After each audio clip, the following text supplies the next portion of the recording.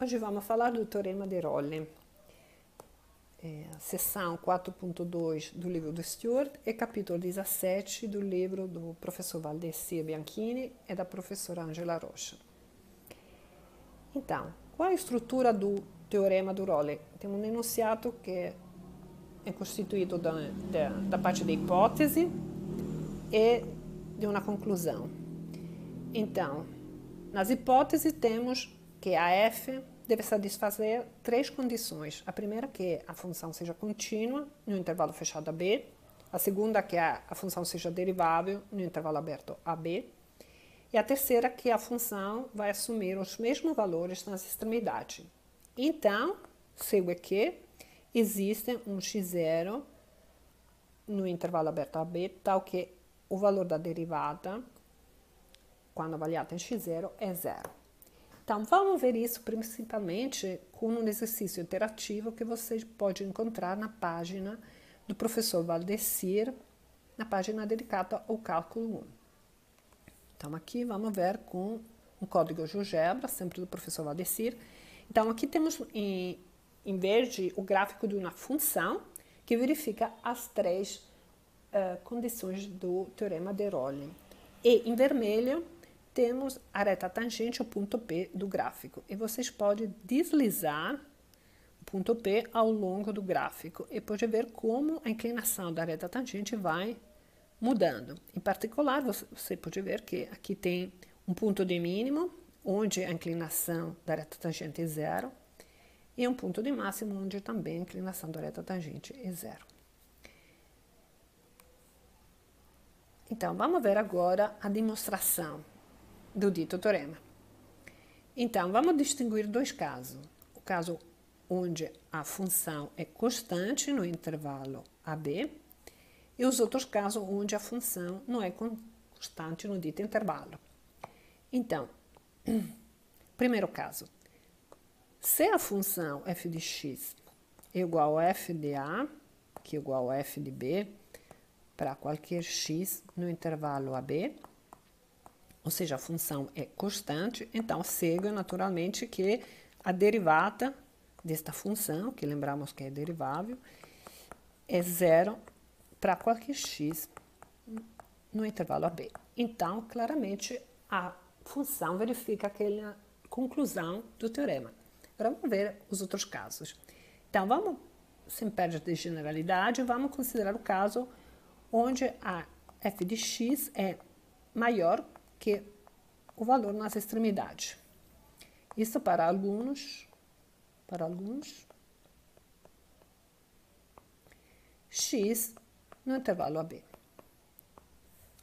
Como, por exemplo, nesse caso daqui. Okay?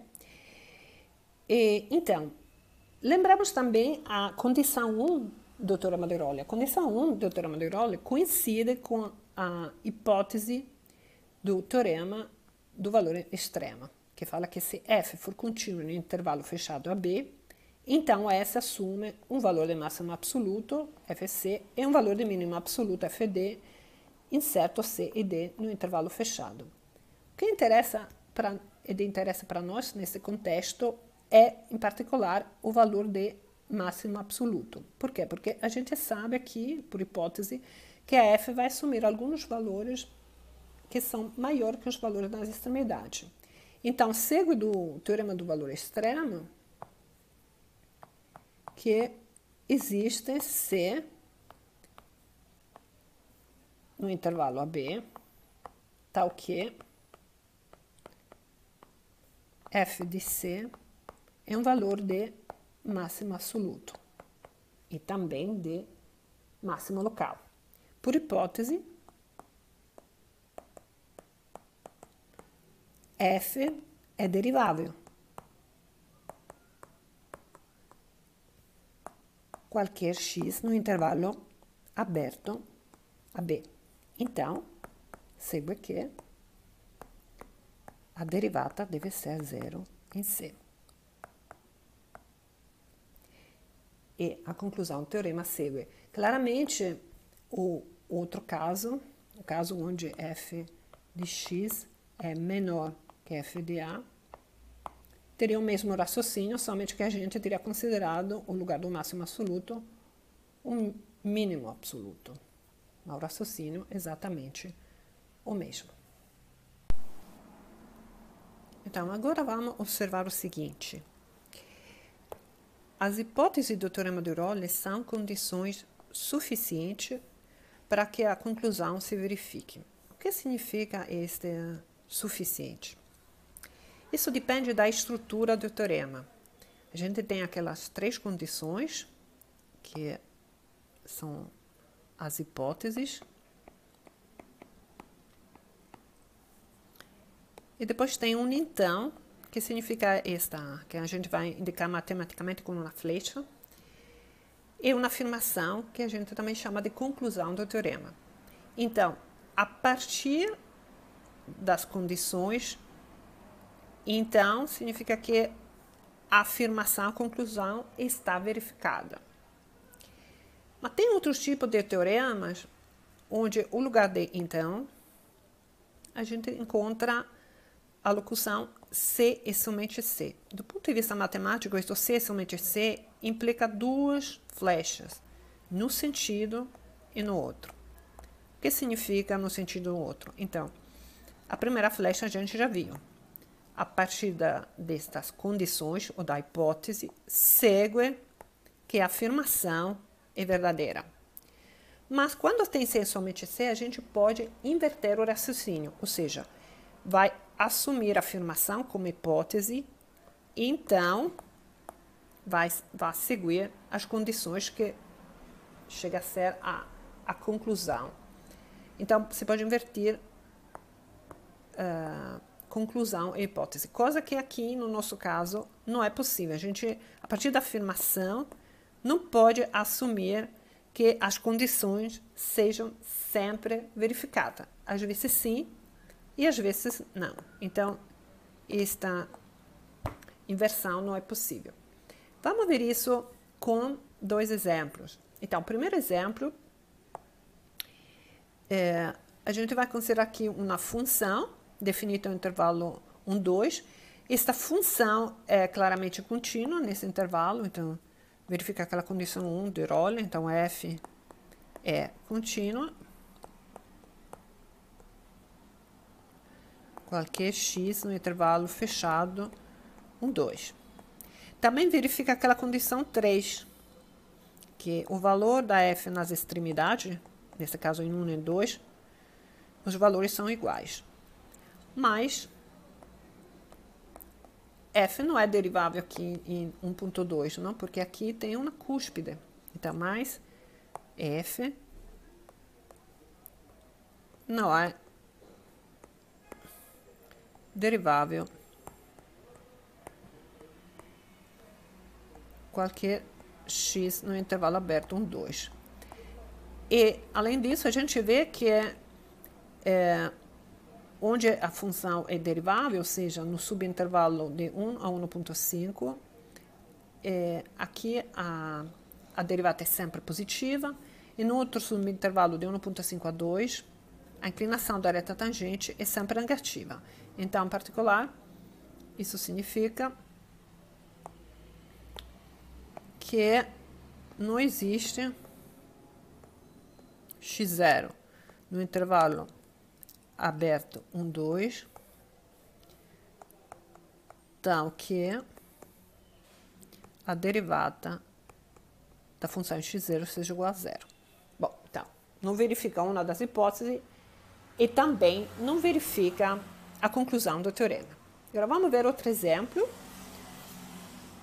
Aqui, vamos considerar esse exemplo, onde vamos considerar 2 parábolas, uma ao lado da outra. Então, novamente, aqui, nesse ponto que a gente vai indicar com E, temos uma cúspide. Então, novamente, em E, a função não é derivável. Mas,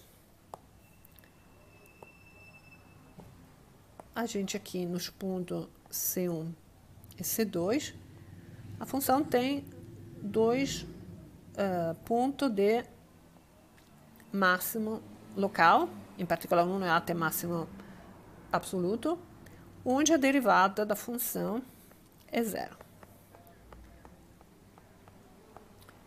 Então, veja bem, a função está verificando a mesma condições do exemplo anterior, porque a função é contínua, qualquer x no intervalo fechado a b.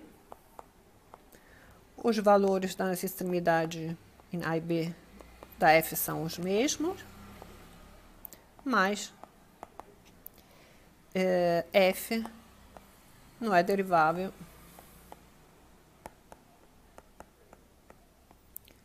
qualquer x no intervalo aberto a b, porque, em particular, não é derivável aqui em E. E, portanto, nesse segundo caso, a afirmação, a conclusão do teorema é verificada. Então, isso que significa quando as condições são suficientes, mas não necessárias. Mas quem era Michel Rolli? Então, Michel Rolli era um matemático francês que tinha nascido no meado do século XVII e morreu no início do século XVIII. Ele ficou conhecido como matemático para os trabalhos em análise diofantina, álgebra e geometria.